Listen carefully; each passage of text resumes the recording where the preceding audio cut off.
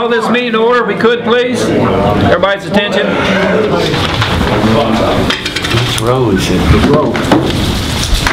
Let the record show that Magistrate Lear is not here today.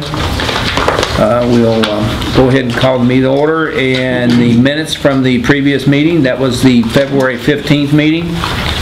This was mailed to the magistrates. Any changes or corrections? That was a Zoom meeting.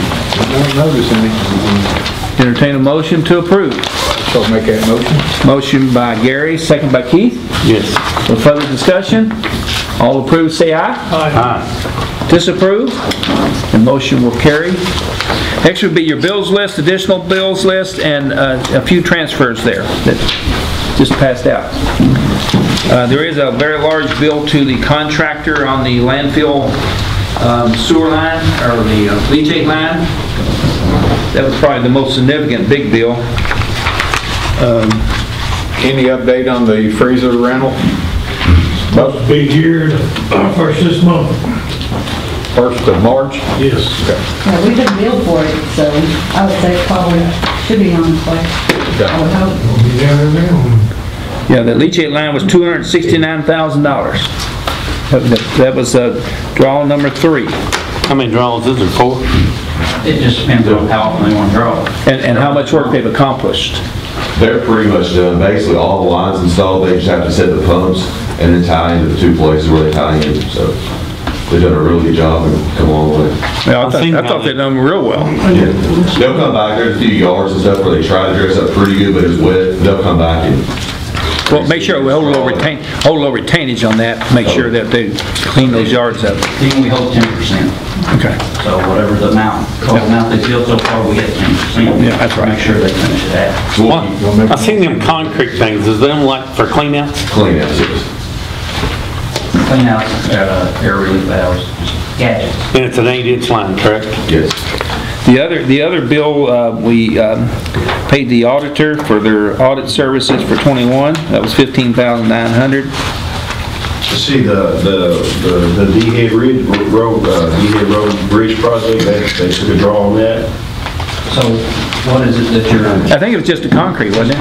Just concrete. I can get into that more. We had something anticipated when we got into it. About $8,000 or $9,000 worth of concrete or something. So we had to change on how we built one of the abutments, which was not part of the project. So Keith and I worked through that. And so I paid for the concrete. We paid for the concrete. So that the contractor wouldn't mark it up. Right. And I said, Roger that. Looks good. The project looked like it was going good, what you showed me down there, Keith. Well, we had a bad week last week. Yeah. Hopefully make it a little bit different. Okay. Motion by Bernard Ice to pay the bills and transfers. Bernard? Yes. Motion's been made to approve. Is there a second to the motion? I'll second. Second by Eric. All approved, say aye. Aye. Disapprove? The motion will carry. Okay, next would be assessment moratorium request. This request is an exciting request, actually. The old Holiday Inn, as we know it, has been purchased, and some major renovations are going to take place. They're asking for a moratorium on the property assessment. For the candidates running for office, that's basically for 5 years your property assessment will not raise. And then after the 5th year, then we'll go to an assessed value with the PVA office. But the purpose of that is to encourage older properties to be rehabbed and upgraded. So it's a great program. It's called the Trail Hotel LLC, basically the Bourbon Trail Hotel. They are going to estimation to spend $10 million, now up to $10 million. So, somewhere in between 0 and 10 million, and it won't be pocket change. I can tell you, no matter what they spend, if they do it the right way. I'll make the motion to approve the assessment moratorium request. Thank you. I'll second. Second by Keith. All approved, say aye. Aye. Disapprove? Motion carries. That's a state statute that allows counties and cities to do that.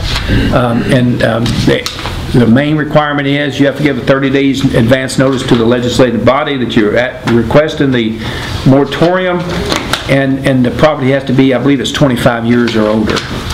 Judge, are they going to destroy what they got, or just I think it's renovation. renovation? Yeah. That's what I understand. And I'm sure some of it may be tore off or, you know, Okay. but I have not seen the plans yet. I got a question on that. This one that's up here on Main Street, they quit working on it. It's been sitting idle for a year. It's for sale. Yeah, it's for sale. Okay, how's that work? Suppose it sits there for 4 years and it don't sell. It's still assessed at what they gave for it. What it's assessed at. Whatever they gave for it, that's what they would pay. Whatever's on the books. So it's $880,000 that they gave for that hotel, that's what they're going to pay taxes on? Yes. Okay, and then it changes in 5 years. If it's been Up 10 to million? 2 million or 4 million, whatever. 10,888,000. Okay. All right. Okay, I put board appointments on there that I got one more to check out before I bring it back to the court, so we're going to pass on that one. I'm going to skip down to item number 4, the jail report. I want the renewal of the health care contract for 22 and 23. The company, Buck, correct me if I'm wrong, Jessica, they've done a good job. Yes. They were asking for a 3% increase, and that's not an unreasonable increase in my book in this day and time. And I would ask fiscal court to approve that 3% increase. Motion? Motion by Bernard Ice to approve the 3% increase. Is there a second? I'll second the motion. Second by Eric. Further discussion? All approved, say aye. Aye. Disapprove? The motion will carry. Thank you all. You rest of your jail report there, Buck? As this morning, we had a total of 107 inmates. 38 are state, 69 are county, 55 are working for circuit court cases, 14 for district court cases, 89 from males, and 18 are females. And we're, as of Saturday, we had 0 cases of COVID there. Good. Good deal. Interesting questions? Move on to the EMS report. Joe? Only thing I have this morning, Judge, is a reminder that we are in EMS Severe Weather Awareness Week. Getting tongue-tied here. Tomorrow morning, 10:07, all the mass notification, weather sirens, outlets, social media, everything will be tested 10:07 in the morning. So just the public be aware of that. No bad weather protection. No bad weather this week, I hope. Good, thank you. Road Department report, Lee? Okay, past 2 weeks, most of our work's been based around these rain events that we've had. We've clipped shoulders on Timber Creek Road. We cleaned storm debris in all districts, plowing roads from driveways washing out, things like that, picking up tree debris along the way. We've cleaned culverts on various roads, and we've patched potholes in all districts. We're currently in the bulky item pickup. Our crews are in the Deatsville Road and Samuels Road area, and we just started that yesterday. So. Okay. Brad, got anything to add on bridges? Sure. So D-Head Road, we talked about that earlier, what I call the railroad track side. They're working on the footer last week is what happens when we dug down. There was irregular rock. We were going to use pylons there, which is where you shove the steel beams down in the ground. Wouldn't work on that side because of the way the rock turned out. So we ended up having to pour mass concrete. You just dump mass concrete in it, dial into it, and start it from there. That's the reason you saw the extra build. This week what they're doing is they're forming up the wall on that particular side. Hopefully by the end of the week we'll see that wall completely out, then they move to the other side. So that's where we're at with that particular project. You know, we just need a good week of weather. On Gary's particular project on Woodlawn Road, the west wall is now complete finally. Yesterday they were ripping off the forms, and today they should be moving to the other side to start construction on what would be the east side. So we'll see how. I know, Gary, it's been a struggle getting them moving down there. So that's where we're at with that. I sent out to some of the departments, Ben Irving Road. This is a state road. This is not a county road. The bridge at the mouth of the lake is being posted at 12 tons. What was it originally, 20? Well, I would be remiss in saying. It's a state bridge, so we wouldn't. State bridge. So where's the state bridge? At the mouth of Simpson's Lake on Ben Irving. On the back, we always call it the back side. Really? What 12 tons is important. Now that's below school bus traffic. So school has been notified. Just above dock. Right. Been notified. I sent it to the rock quarry. Our folks know. 12 tons. So that is not our project, but I thought I'd let you guys know. Is it failing, Brad? Is that why they decreased it? There's some structural issues on it, and what's happening is,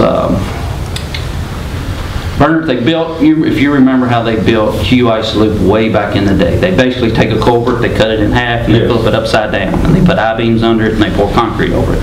Over time, the concrete's what they call spalls off, exposes the rebar, and the more that happens, the more they keep lowering the rating. So as they continue to inspect it, the rating keeps going down, just like some of our bridges. It just happens. So. And once that happens, generally speaking, Brad, those bridges are put into the state program. They'll be expedited. For renovations or rebuild. Right.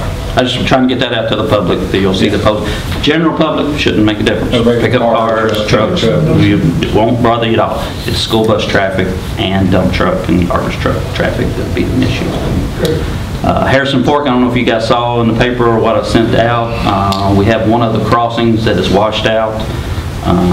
That is what they call a special stream, which means anything you do in that, you have to get approval from the Army Corps of Engineers, Division of Water Constructing along the stream, and water quality.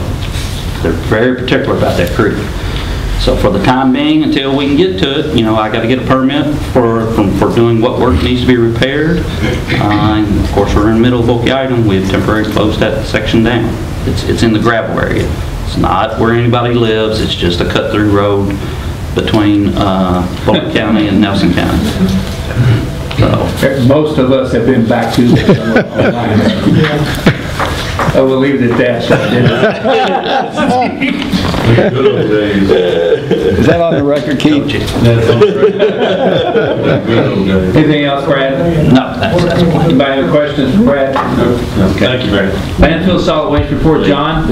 Okay, so every 3 years the state does a tire amnesty program, so this year it's our year to do it. So the dates for that is going to be May 5th, 6th, and 7th. So guys, if you can't get your tires out from Bulky Auto for whatever reason, if you want to take them, we'll wait till the May 5th, 6th, or 7th. So you can bring them out then. And it'll be at the landfill, right? At the fairgrounds. At the fairgrounds. That's at the fairgrounds. That is only for, it's not for businesses. Like, you sell tires. Right. That's not the intent of it. It's for just random residents and farmers and whatnot. I thought the last time they let this. Keith, if you're operating a business, you ever look at what they bill you, there's a little fee on your tires. We say that businesses that are selling tires, right? Yeah. Right. Yeah, not say I've got a farm, I'm in the farming business, or I got a small trucking company with 2 trucks. Correct. You can bring your tires. If you're selling tires, you're not allowed to participate in it. You're supposed to be I could say some names, but I'm not. Like Firestone, I'll just use them as one. They're not allowed to participate in that. They're collecting money from you when you go do that to pay for disposal of your tires. Somebody told me the other day it's up to $6 now? Probably so. Guess what we charge at the landfill? $2. And we've been charging that for 10, 20 years. Y'all want to bring that subject up again? Money on that. I'm trying to massage it, Dean. Trying to massage it. We're going to wind up like some other municipalities that all of a sudden you got to go up 50% instead of 5 or 10 at a time. Or 100%. I warn you. Anyway. I get to say I say so. Yeah. I said so. Working on landfill expansion design, we're getting pretty close with having our technical application, which is basically our final design of that, so hopefully get that done in the next couple weeks. That'll be a big step. Big step. We just got our seismic analysis report back, which basically making sure if there's an earthquake to make sure your landfill liners, everything works out good. So got that back last week and reviewing that and hopefully get this thing moving in the next couple months. How much are building to have a construction started there on that? If everything works perfect this summer.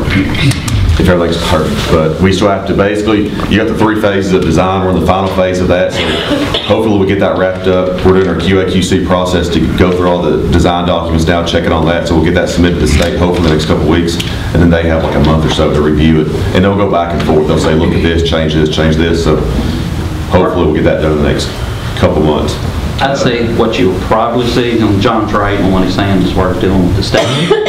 People will see activity of moving dirt. Remember, we got to haul just immense amounts of dirt Well, you try to do that in the late spring, early summer.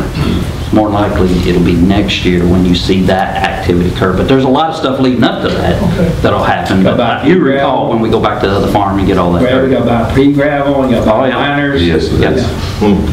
You know, with the cost of plastic right now, the liner is going to be really, really, really expensive. So, what we paid for what it's worth, moving forward, the magistrates, and if we get started this year, it'll be good. I will be recommending that whatever the total cost of the landfill expansions, that we borrow 50% of the cost of that and use our reserves to pay 50% of it. And then, like we did our initial phase of the landfill, and we paid it off in just a few years. Will we borrow that? Keeping cash flow. Cash is important. Bond is cheap. Will we borrow that through KCO or? Oh, possibly, but Depending on the rate. it could be just a regular bond issue, municipal bond issue. And How thick is that 3%, something like mil, that. that liner? 2%. 80 mil. 80 mil. So it's Half inch thick. something like that. Quarter anyway. You can do 60 or 80. We've got two options, but it's think about 80 millimeters. Yeah. You don't want to delete. No. That's one thing you don't want to chance on. Yeah. And they've got a standard too. The state's got to approve it. You have to be at least 60 mil. Okay. Well, yes, John. One more thing, we had Hallett's bids. We had two people bid on that, Need and Boyd Cat. Need? And that, so basically we had a John Deere and a Cat. So we had a couple of issues with some of it not meeting spec, and just to clean it up, what do you guys recommend, just rebidding it? I've already said we're going to rebid it. Okay. Yeah, that way we don't get into a dispute from moving forward. And with no hurry on it. Right. Okay? When you all looked at the Already took lease the contract. option on that, didn't that have any appetite for that? It looked like it was, what, a little cheaper when you ran it out over the several, 4 or 5 years? What was it? I don't Basically, have if you it. look at that, it was a monthly payment we had to pay, and then basically at the end, we had to pay a lump sum amount, so. Oh, I didn't say that. Basically, any piece of equipment, whether we rent it or buy it, they don't want to buy it. You get trash in everything, and it's. If it was strictly dirt, you wouldn't have to be a good deal to do. Yeah, But when you got right. the garbage wrapped around all those Yeah. deals, when you put it in the garbage, it's a different animal. It's a different program. Well, does every landfill, John, own their equipment, or does any of them lease it? Or do you know? Or have you not checked into it? I would say everybody owns it. That's just a guess. Yeah. I call around, talk to people, what kind of equipment you guys run, you like it, stuff like that, but. Yeah, if I owned a high lift, I definitely wouldn't want to lease it to the landfill. I guess, for instance, when our high lift went down 5 years ago, we tried to lease one or rent one. Nobody want to talk to you. Nobody picks up their phone. We did get one that was about 20 years old, but Did the job, but did barely. the job barely. Okay, moving on. John, that was it, right? Yes. Okay. Recreation report, Derek? Pretty busy right now. Soccer starting up on the 19th. Registration for baseball ends on the 18th, and there are a lot of people struggling to sign up. And it's a Nelson County team sideline. They'll take you straight to the link. Other than that, just getting the baseball field and stuff ready, and I got a focus group from Foster Heights I'm working with yesterday, and they were out taking soil samples to see what kind of plants they want to plant out there. Yeah. And they've got a group coming up this Thursday, yeah. The park looks nice. I was out there the other day, it looks nice. It's getting there. Okay, let's go backwards here to item number 3, the zoning regulation amendments, and I'll move that toward the end because it will be probably a little more discussion going on. The first amendment would be section 3.7 of the zoning regulations to extend the expiration of the zoning compliance permit. Page 1 of the minutes there that were sent, or you picked them up. That basically takes the permit from 6 months to a year, and the contractors like that, the builders like that, you get an extra time without having to worry about a renewal of your permit. Would entertain a motion to approve that particular amendment. I'll make that motion. An amendment been made, a motion been made by Gary, second by Bernard. Any discussion? All approved, say aye. Aye. Disapprove? The motion will carry. Next would be, the next amendment would be to allow distilled spirit storage for craft distilleries type 2, and that's on page 13 of your minutes. Basically, under the craft distilleries, they weren't allowed to store hardly any inventory on it, and there's a reduced amount that they're now allowing, if you got a chance to read that. For instance, Preservation Distillery was an example out there off of Sutherland Lane. And under this, they can store some of the spirits there now with a limit. Entertain a motion to approve that amendment. Motion's been made. Is there a second? I'll second the motion. Second. Discussion. Why is that a factor? What's that? If a person owns a warehouse and Keep Metcalf... They don't own a warehouse, but they get ready to build one. And this okay. And Keep Metcalf says, I want to buy 100 barrels. I can't store it there? But in this particular case, if you remember, Preservation came through that they agreed not to store any spirits. So she bought the old Kentucky Wine and Spirits building to store it. And they've grown and need more room now. Well, she tried to buy the ground behind her and she couldn't get it or something, right? Something like that. Yeah. But if she bought the ground behind her, would she have been able to have done what she wanted to do there? Under a conditional use permit, if she had 50 acres or larger, she could. So Bardstown Bourbon, now they store for other people, correct?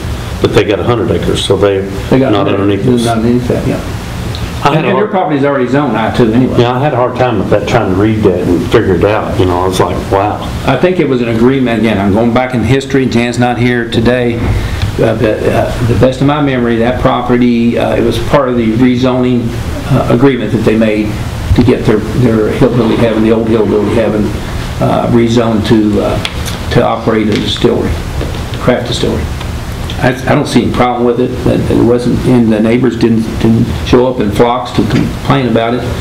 And whatever she's done out there has been an asset to the area. Yeah. They made it look nice. Yeah. But there'll be others somewhere along the line, not just them. Entertain a motion to approve? Do we do that? Okay, yes, discuss. Okay. All approve, say aye. He's always a little late there at the end. Nays? A motion will carry. Yeah, I lose track of where I am with these motions sometimes. Now the next one's going to be a little more discussion probably. And that is to amend sections as on the agenda there to revise the bed and breakfast and short-term rental definitions and requirements. When you go through the transcripts, let me back up. The city approved requiring 400 feet radius on the, if you have one, you got to be, the next one can only be 400 feet in radius. Brad, how many acres we said that? 11 and a half, 11 change. So I want to pass around, if you don't mind, some pictures of how that would impact various neighborhoods and how many houses. They're all different. They're different. They're all different. Yeah, just pass it around if you don't mind. We got a few minutes here to discuss it. 11 and a half. 11, I thought it was 11 something. And it's just showing you how many houses will be affected. So if the one does it. Well, we did one in a subdivision, and then I had Brad do another one in downtown area. Then what was the other? 3 in downtown. 3 in downtown. Subdivision. Yeah. Here, was one of those close to you? Of course, the downtown is already passed. Understand.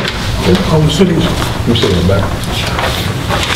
I think one of them's close to you there, Gary. It shows your subdivision that you live in.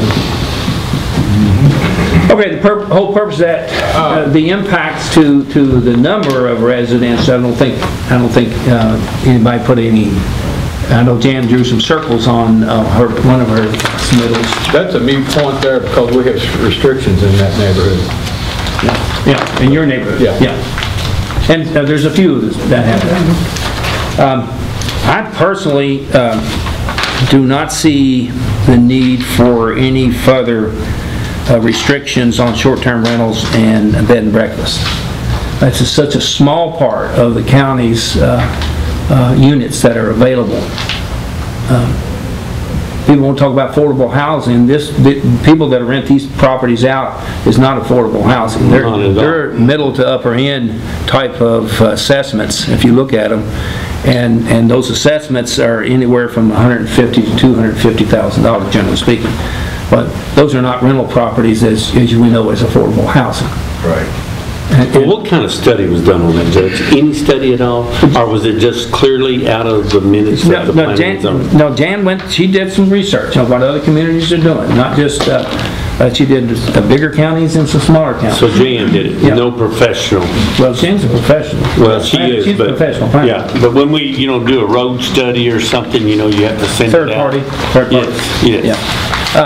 I don't know what she did as far as that concerned, but, I did quite a bit of research on this also. I was weighing it both ways. I didn't know which way to go until I started getting a few calls from my constituents in that area. And they seem to not be for this. in your area? In my area, yeah. In your district? In my district, yeah.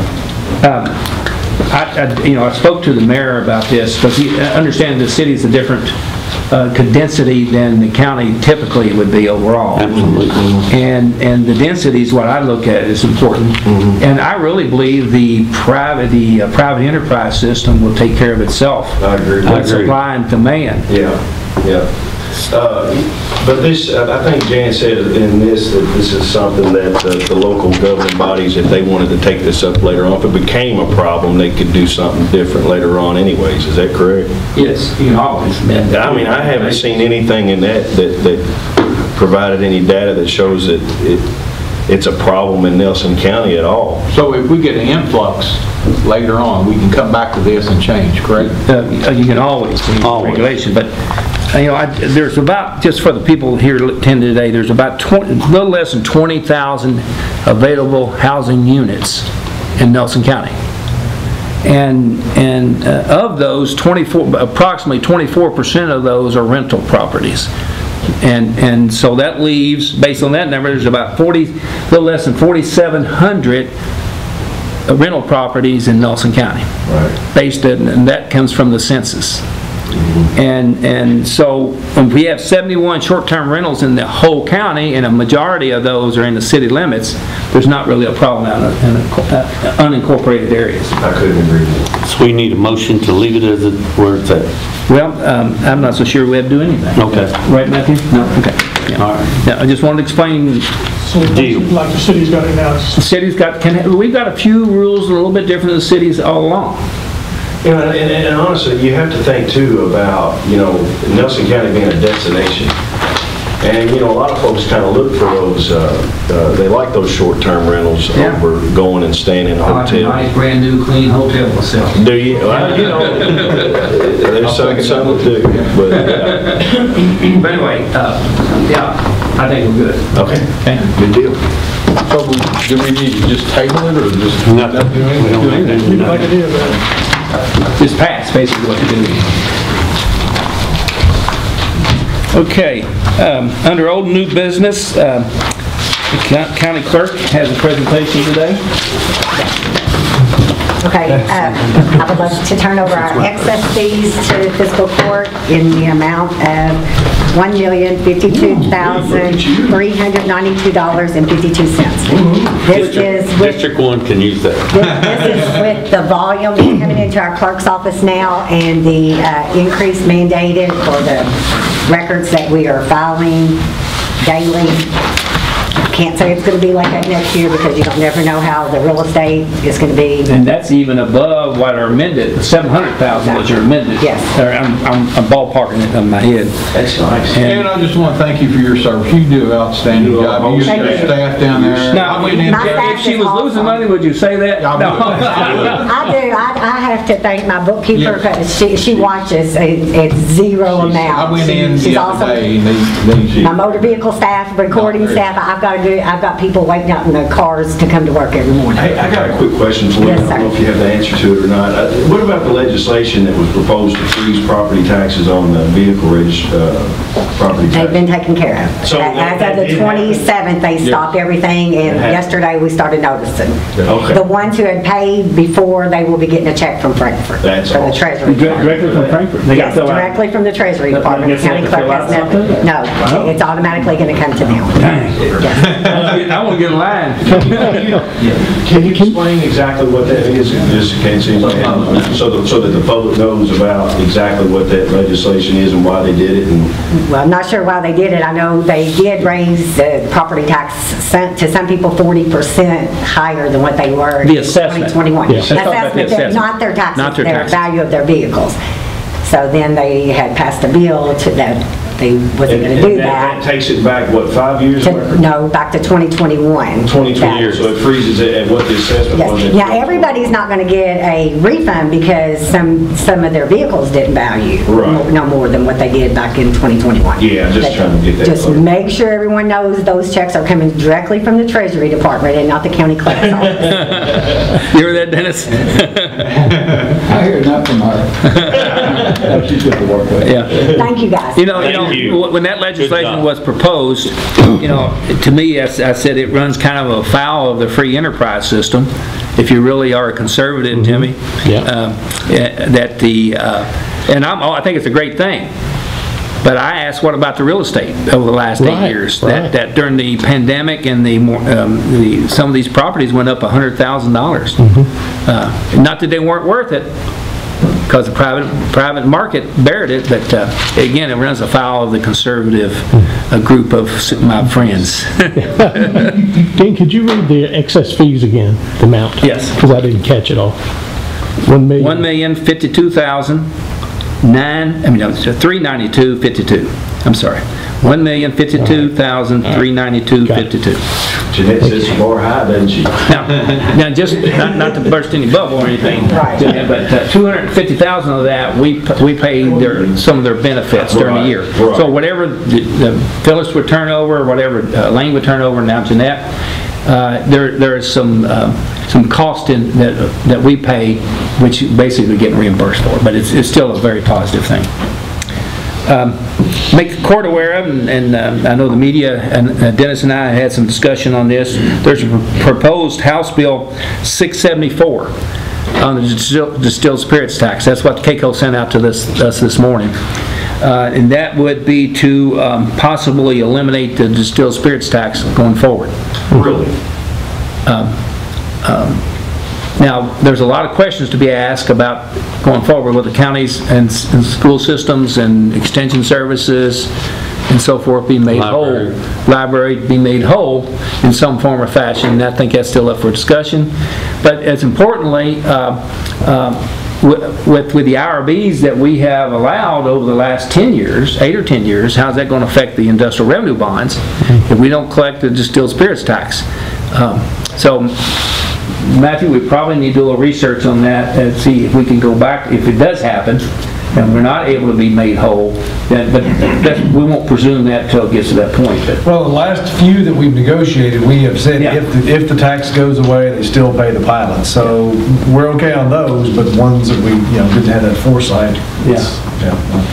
Yeah, but still, we did that for a reason. That was kind of a trade-off that we did what we did. It was, and I think so. That would be a negotiation thing that you'd probably have to do. Don't worry, there's about 10 or 12 county judges that are watching it real close in school district. But school's a little different. Schools can get their money from a formula, SEEK program they call it. So it gets a little complicated. What'd you say? Dennis been watching that real close. Coming from Marion County with a lot of bourbon over that way too. And that SEEK money, that comes off the distilled barrel tax for the schools. Now that goes to the state. That doesn't go to our local schools. Isn't that correct? And then it gets put into the SEEK formula.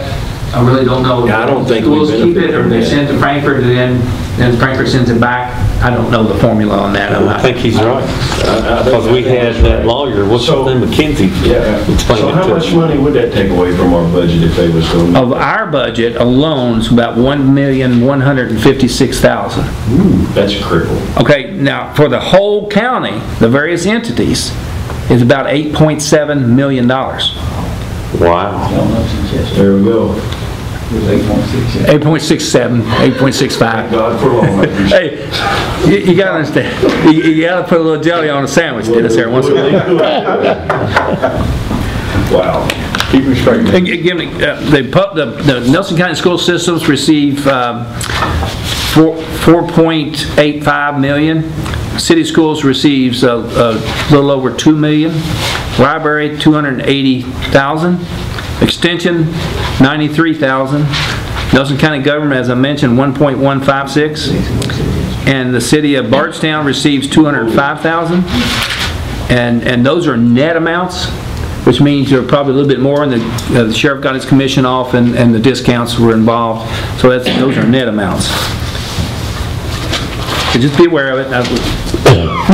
There's tax reform discussions going on in Frankfurt right now. They're talking about eliminating the income tax and putting more taxes on services. And I won't go into that, because that'll be political if I did that. Magistrate, you have any other business? Oh, yeah, we do have something else we want to do, but keep brought to my attention, and we meant to do this a few months ago. You know, we had Dorcas Figg, our county jailer for years, and we never did, as a fiscal court, take a moment of silence to remember Dorcas and her family. So let's do that right now, if you don't mind, please.